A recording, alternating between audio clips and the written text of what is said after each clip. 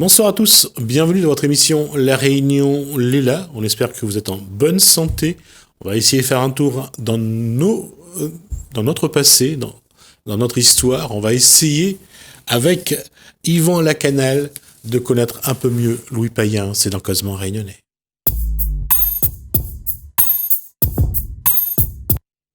Bonsoir Yvan Lacanal. Bonsoir. Je disais qu'on va essayer de connaître un peu mieux Louis Payen. C'est l'objectif que vous êtes donné, de parler de lui dans ce livre qui s'appelle Savannah, les aventures de Louis Payen. D'accord. Oui, Louis Payen, c'est un personnage, je dirais, un petit peu oublié de l'histoire de la Réunion. Un petit peu. On sait guère de choses sur lui, surtout. Oui, on sait qu'il a fini sa vie dans son... Vitry-le-François, dans la Marne, oui, comme ermite. Ouais. On sait qu'il est arrivé à Madagascar à 15 ans, qu'il y est resté quelques années, et ensuite... Et 1664, je crois, il débarque C'est ça. À La Réunion avec... des jeunes filles malgaches. Des jeunes filles malgaches, des jeunes hommes malgaches, ouais. Et un camarade à lui, on va dire, qui s'appelle... Ah, on va le savoir. Alors. Peut-être.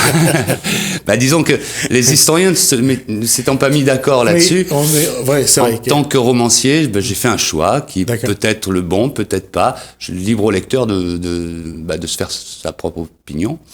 Moi, j'ai considéré que Paul Causant avait le plus de chances d'être celui qui était avec Payen quand il arrive. Voilà. Donc et il y a un lycée à Saint-Paul. Un lycée à Saint-Paul, une rue à Saint-Denis. Oui. Mais Louis Payen est très connu. Je veux dire, à La Réunion, on sait qui est Louis Payen. On sait qui est Louis Payen, oui, bien sûr. Mais disons que son histoire à La Réunion s'arrête au moment où il débarque avec son compagnon de métropole et puis les jeunes malgaches qui l'accompagnent. C'est vrai que ça s'arrête là. On dit que Louis Payen est au départ du peuplement de La Réunion, mais c'est vrai qu'on s'arrête là. C'est ça. C'est-à-dire que les véritables mémoires écrites qu'on peut avoir arrivent à partir de Regnault, c'est-à-dire à partir du réel peuplement des premiers colons, des Waro, des Denmont et autres, qui sont arrivés à ce moment-là, qui, eux, sont restés, ont peuplé La Réunion, ont fait d'elle ce qu'elle est aujourd'hui. Parce qu'on a surtout, je vous interromps, c'est que d'abord, il y avait ceux qui venaient de métropole, il y avait les Malgaches, et puis on a rajouté les Indo-Pakistanais, les Indo-Portugaises. Après, beaucoup plus tard. Ah, d'accord. Si on relate un petit peu la trame, donc Louis Payen est avec son compagnon Causant à Madagascar. La Réunion étant isolée de toute route maritime n'intéresse absolument pas la Compagnie des Indes. Lui va se faire fort de venir ici et d'habiter sur cette île qui était totalement déserte. Et il vient quand même après ce qui va se passer à Fort-Dauphin. Après les mutineries de Fort-Dauphin, bien sûr, où les mutins de Fort-Dauphin ont été exilés par le gouverneur de l'époque, Pronis, sur l'île de la Réunion. Je pense que Pronis avait bien l'intention de ne plus revoir ces gens-là, pensant que la Réunion était peuplée de bestes monstrueuses ce qui n'est absolument pas le cas. C'est un petit peu que pour les 8 qui ont été déposés. C'est ça, les premiers Français. Les premiers Français qu'on a déposés sur le rivage en disant qu'ils vont tous mourir. C'est ça. Je pense qu'aux yeux des gouverneurs de Madagascar de l'époque, c'était un mouroir. Ouais. Donc on exilait en espérant ne plus jamais avoir à reparler de ces gens-là. Or, au bout de 12 saisons, quand le bateau est revenu voir ce qui se passait, on a trouvé des prisonniers en pleine forme, en bonne santé, et très heureux de se trouver là. Donc on les a ramenés à Madagascar. Je pense que ça a été plus une punition, le retour, que de rester sur notre île. Et pour Payen, par contre, pour Louis Payen, la Réunion, ça a été un petit peu aussi trouver après ce qui s'est passé à Fort-Dauphin, trouver un endroit pour... Les motivations de Payen, on les connaît pas réellement. C'est vrai, quand en tant qu'écrivain, en tant que romancier, il a fallu que j'imagine quelles ont pu être ses motivations. Et donc je l'ai trouvé. Et je pense que c'est justement l'aventure, le goût de l'aventure, le goût de découvrir, de la découverte, de faire de cette terre que les mutins ont appelé l'Éden des Mascareignes, voulait faire une véritable, pas colonie, c'était pas l'objectif, c'est habiter cette île, voilà. Voilà, c'était habiter cette île. Un vrai paradis, en tout cas. Un vrai paradis, ça l'est toujours. Je pense que ça l'est beaucoup moins qu'il y a 300 ans, mais ça l'est toujours, oui. Et quand Payen arrive en 1964, là, il y a tout. On peut pas dire que là, il fallait quand même se poser beaucoup de questions, il fallait trouver... C'est ça. Et il fallait survivre là où personne n'avait jamais vécu. Donc on ne savait pas effectivement si c'était jouable ou pas. Payen est arrivé, accompagné de 10 malgaches, 3 femmes et 7 hommes. Très vite, il y a eu des tensions entre les malgaches et les Français. Les malgaches étant là sans être esclaves, puisque l'esclavagisme n'a été promulgué sous Louis XIII que pour les Antilles françaises, mais jamais pour les Indes, qui n'étaient pas encore conquises. La route des Indes n'était pas encore conquise par qui que ce soit, si ce n'est par les Hollandais. Voilà. Mais donc effectivement, la Réunion n'intéressait absolument pas personne à cette époque-là, quoi. C'était. Alors, dans votre ouvrage, que va faire... on va essayer de déflorer un petit peu le sujet. Qu'est-ce que Payen va essayer de faire? Qu'est-ce que les malgaches vont essayer de faire? Si je vous raconte ça, il faut raconter la fin du film. C'est dommage, on peut pas spoiler. Disons que Non, je vais sortir. Non, je vais pas gâcher le plaisir de la lecture. Je vais revenir à la posture historique de ça, parce que je crois qu'on a la Réunion, et quel que soit l'historien ou quelles que soient les personnes qui ont écrit sur Payen, Payen n'avait pas non plus vraiment une motivation précise. Et on voit dans tout ce qu'on a pu dire et écrire, il a quand même subi pas mal la situation. Il l'a subi dans le sens où effectivement il y a un départ des malgaches qui partent marron. Et qui effectivement laisse Payen causant, et j'ai rajouté une malgache à l'intérieur dans le roman parce que c'était important pour moi de parler de créolité, de mixité, de métissage, voilà. Et c'était important pour moi. Donc j'ai, en aval de son arrivée à la Réunion, j'ai raconté une autre histoire, puisque le roman se situe en 3 parties. Une première partie qui présente donc le héros, qui présente le voyage, parce que c'était pas d'une simplicité évidente. Ça, c'est la première partie. La deuxième partie, c'est sa période malgache, où là, justement, il va découvrir l'île Rouge. Et puis, la troisième partie se passe sur la Réunion avec justement sa motivation et sa volonté de venir déflorer cette île, quoi. Et la question dans cet ouvrage que vous avez écrit, Yvan Lacanal, c'est est-ce que c'est aussi de permettre aux Réunionnais de mieux connaître Payen? Est-ce qu'il y avait une volonté de dire il faut restituer d'abord l'histoire, mais en même temps rétablir l'homme dans son action, l'homme dans ce qu'il a fait, ce qu'il a apporté à cette île? Oui, disons que parallèlement à ma production écrite, je suis enseignant et très souvent avec mes élèves de terminale, on aborde justement l'histoire de la Réunion et je m'aperçois que autant le 19e, on va dire, et le 20e siècle, la grande période de l'esclavage, la période sombre de notre île, est connue et bien connue par nos élèves. En revanche, le tout début, c'est-à-dire le 17e siècle, c'est vraiment de l'inconnu. Alors, je pose la question à mes élèves. J'ai un jour posé la question à mes élèves, mais j'ai dit, vous ne connaissez pas Louis Payen? Non, ils me disent non, on le connaît pas. Et un élève qui a eu l'idée extraordinaire de me répondre, parce qu'on ne nous a jamais raconté son histoire. Exactement. Et c'est ça qui est un des éléments qui montre que nous avons raté quelques marches. On n'a pas appris l'histoire de la Réunion aux Réunionnais. Et le Réunionnais ne connaît pas son histoire. La Réunionnaise ne connaît pas son histoire. Et ça aujourd'hui, je le dis, c'est une faute parce que nous avons besoin.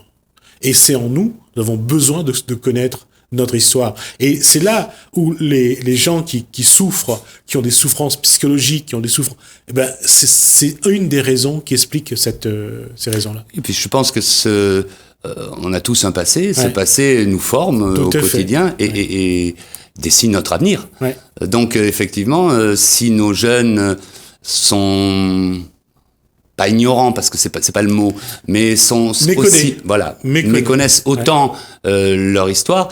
Je pense qu'effectivement, il y a un travail à l'heure actuelle pour réhabiliter ces gens-là, c'est des hommes comme Payen qui ont été à l'origine. Voilà, juste pour revenir sur un élément que j'ai déjà dit sur ce plateau, dans les années 90, ils ont fait un travail sur les jeunes maghrébins des banlieues, pour savoir pourquoi ils avaient du mal. Ils avaient du mal à s'intégrer. Et c'est là qu'ils ont découvert que on a beau être né en France, mais notre histoire, si elle n'est pas là, il faut... C'est sûr, la Réunion et la France, hein, donc partant de là... Non, juste comparer les éléments, on va dire que c'est l'histoire de... Leur histoire, ils ne connaissent pas leur histoire, l'histoire de leurs parents, leurs grands-parents. C'est ça, oui. C'est ça qui fait qu'ils sont un peu en décalage par rapport au monde dans lequel où ils sont. Oui. On leur demande de vivre en musulmans comme s'ils étaient en Tunisie ou en Algérie, mais ils sont en France. Oui, la culture, enfin, la laïcité, c'est le grand mot, la laïcité, la religion, c'est encore autre chose. Ce qui n'est pas le cas dans mon bouquin. Pour Payen, c'est différent parce que ce territoire est, de toute façon, sera français rapidement. Il n'y a pas, la question ne se pose pas à ce niveau-là. Mais par contre, ce qui se pose comme question, c'est pourquoi on ne nous a pas enseigné aux générations d'avant quelle était l'histoire de la Réunion. Et c'est pour ça que c'est intéressant. Votre ouvrage sur le Payen est intéressant parce que vous avez apporté des éléments sans doute nouveaux pour certains sur ce que ce personnage a apporté à l'histoire de la Réunion. Je crois que ça a été l'élément déclencheur. Donc forcément, avec toutes les imperfections qu'il y a pu y avoir, toutes les erreurs faites, toutes les fautes commises peut-être, mais toujours est-il que Payen a été l'élément déclencheur du peuplement de l'île. Voilà, donc et le titre du livre aussi est parlant puisque ça s'appelle Savannah, les aventures de Louis Payen. On pouvait pas trouver mieux que Savannah pour illustrer justement cette arrivée. Même si lorsqu'on dit Savannah, on pense plus aux États-Unis qu'à la Réunion. Oh non, je pense qu'à la Réunion, tout le monde connaît Savannah. Il y en a aussi aux États-Unis, oui. Je vois. Donc voilà. Et cette partie de l'histoire, avec vos élèves, quand vous parlez de Louis Payen, qu'est-ce qu'ils ont envie de savoir? Qui il était? Tout pour eux. Louis Payen, c'est tout de suite Payette. Non. Faut expliquer que ça n'est pas la même origine, ça n'est pas la même période, ça n'est pas. Donc c'est un personnage qu'ils ignorent et ils sont avides justement de connaître. Alors qu'est-ce qu'il a fait ce marmaille de 15 ans quand il est arrivé à Madagascar? 15 ans, c'est notre âge, monsieur, à peu près. Alors qu'est-ce qu'il a fait? Il a fallu expliquer, il a fallu argumenter et on continue à le faire et je continue à le faire et c'est vrai qu'ils sont friands de ça, c'est vraiment. Oui, parce que je crois que aujourd'hui, raconter l'histoire de la Réunion aux jeunes, c'est les attacher un petit peu plus à eux-mêmes parce que c'est l'histoire de leurs parents, de leurs grands-parents. C'est leur culture, bien sûr. De leur culture. Bien sûr. Donc, et c'est pour ça que je disais qu'on a commis une faute lorsque on a privé les Réunionnais de leur histoire. C'est un petit peu comme si on disait aux Bretons ou aux Corses, vous n'avez pas à connaître l'histoire de vos... Oui, sûrement. Maintenant...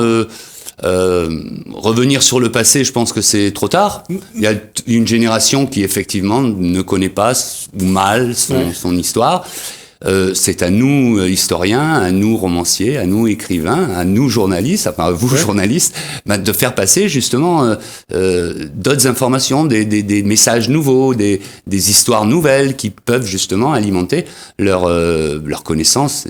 On l'a vu avec lors de la fête d'Halloween.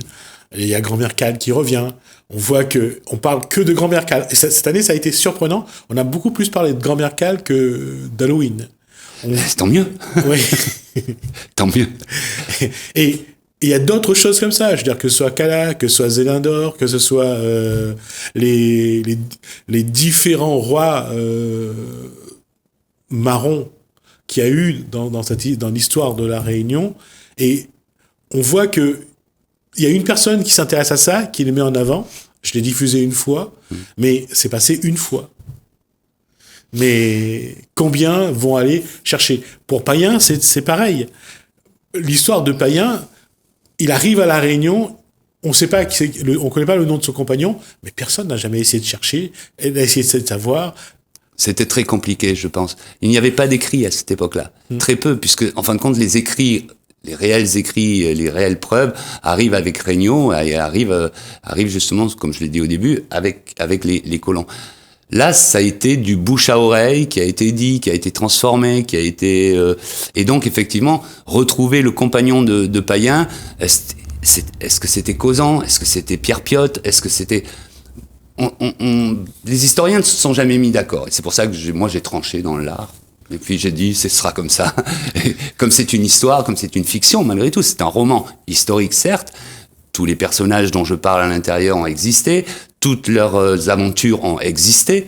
Moi, j'ai juste mis en relation ces gens-là et je leur ai fait vivre une histoire qui, somme toute, est assez extraordinaire dans cette époque.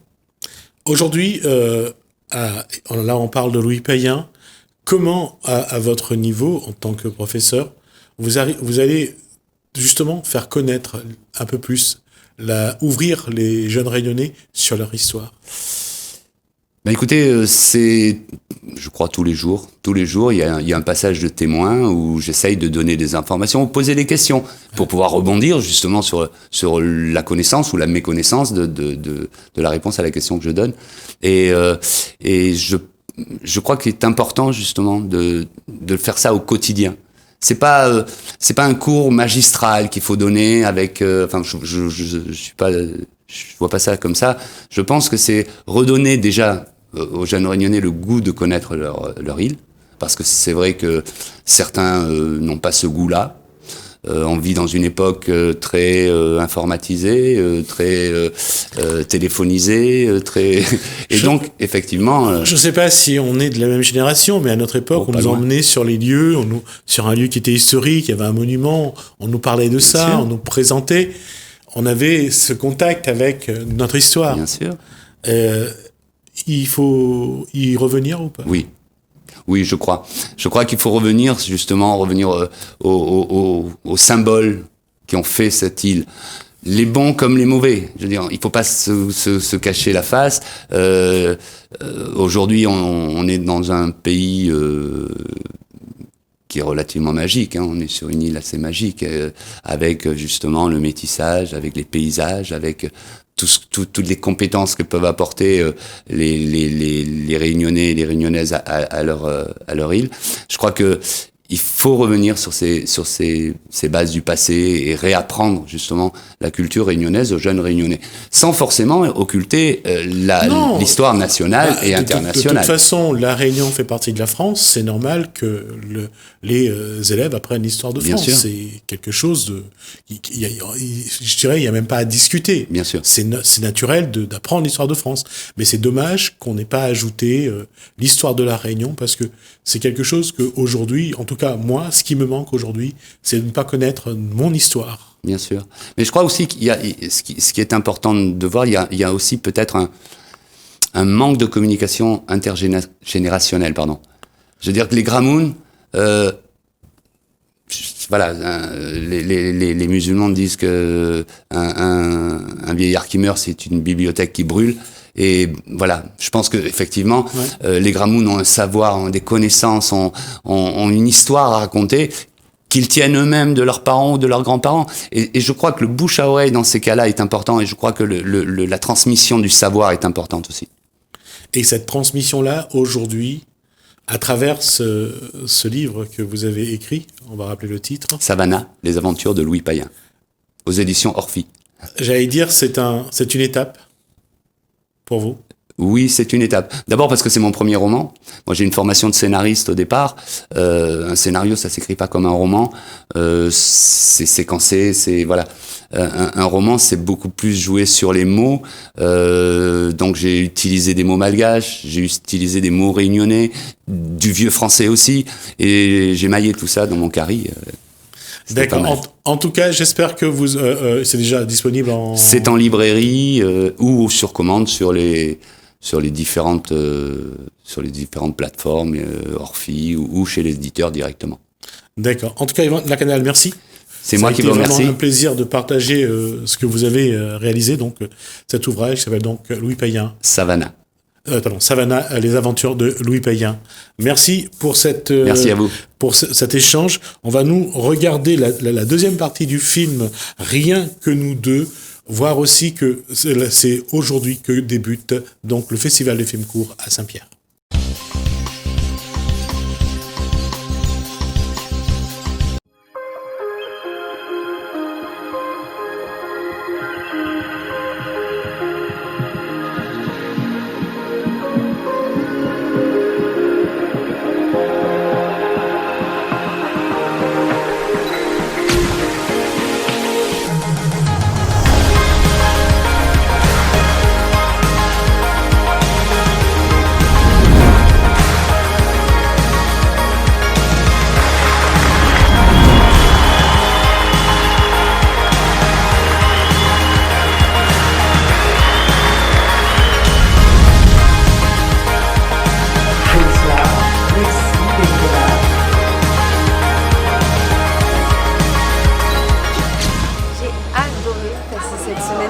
À La Réunion. C'était une région que je ne connaissais pas et je l'ai découverte avec un immense plaisir. J'ai adoré les courts-métrages. La sélection était extraordinaire, avec une qualité, un talent incroyable, une diversité aussi, parce qu'il y a de la comédie, de l'émotion en très peu de temps. Donc pour moi, ça a été extrêmement enrichissant et je pense que j'en ferai quelque chose d'ailleurs, même en termes de créativité.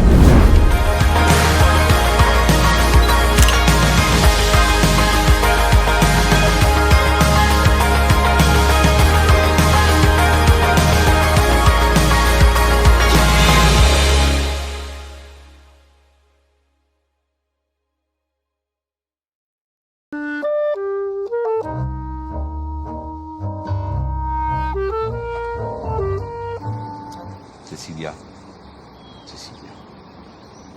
Ah, Cécilia.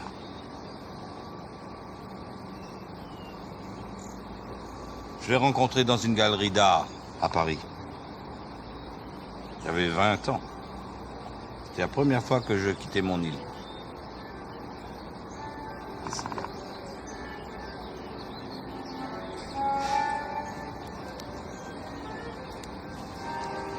Elle avait une robe rouge, magnifique. Je savais pas comment l'aborder. C'était une de mes premières expositions. On a tellement ri ce soir-là.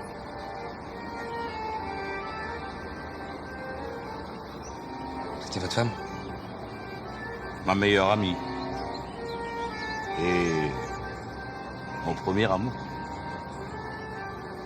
On pouvait passer des heures à parler de tout. Et de rien. Surtout de rien.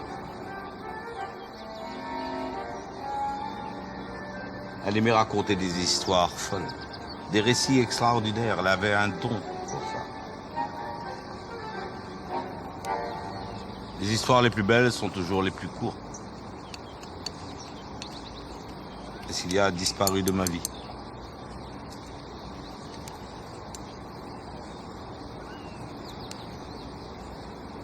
Et vous avez réussi à passer à autre chose ? Comme ça ? Tu sais, quand j'ai perdu Cécilia, je ne pensais jamais pouvoir continuer. La vie était monochrome. Et puis, peu de temps après, j'ai rencontré Anna. Et au moment où je m'y attendais le moins, je suis tombé amoureux. Une seconde fois. Oh, j'ai vécu des choses différentes avec elle. J'ai arrêté d'accorder de l'importance à l'endroit où je me trouve et au temps qui passe.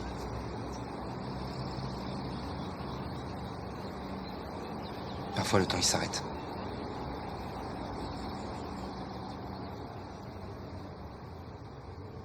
Elliot. Elliot, c'était le seul être sur Terre qui me faisait confiance.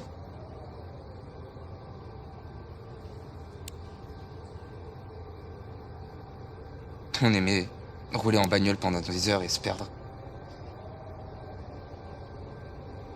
On s'asseyait sur le bord de la route et on refaisait le monde.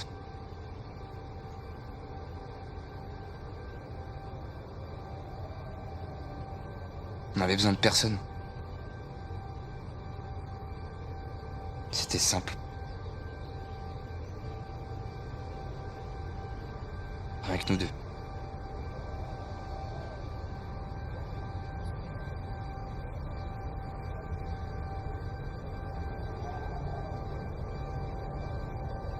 Et ce jour-là, on avait encore prévu de se perdre. Sauf que moi, j'étais pas très bien. Alors Elliot, il a quand même pris la voiture. Vous comprenez? J'aurais dû être avec lui.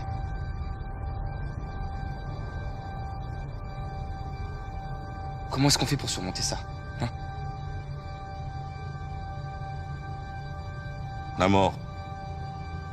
On s'en fout de la mort. On s'en fout de la mort. C'est la vie. C'est vivre. C'est ça qui est important.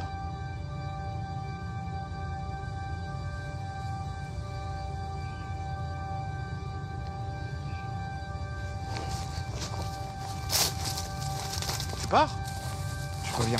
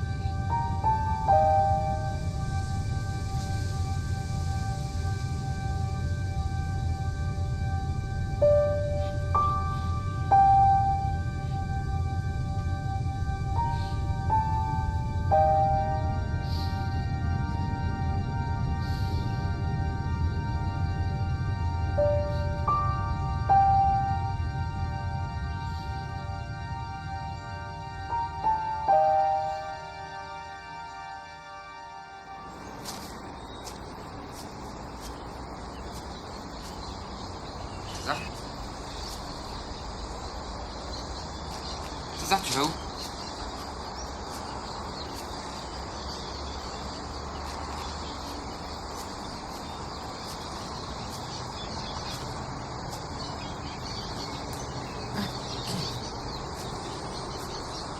J'ai appelé Balthazar aujourd'hui. C'est qui? Ils sont l'infirmière. Il s'appelle Auguste, en fait. C'est un de mes résidents. En ce moment, en fait, on fait des ateliers d'art-thérapie. Tendance à se prendre pour un grand peintre, d'ailleurs. Et il s'est échappé. Faut que je le ramène du coup, mais merci beaucoup d'avoir veillé sur lui. C'est gentil.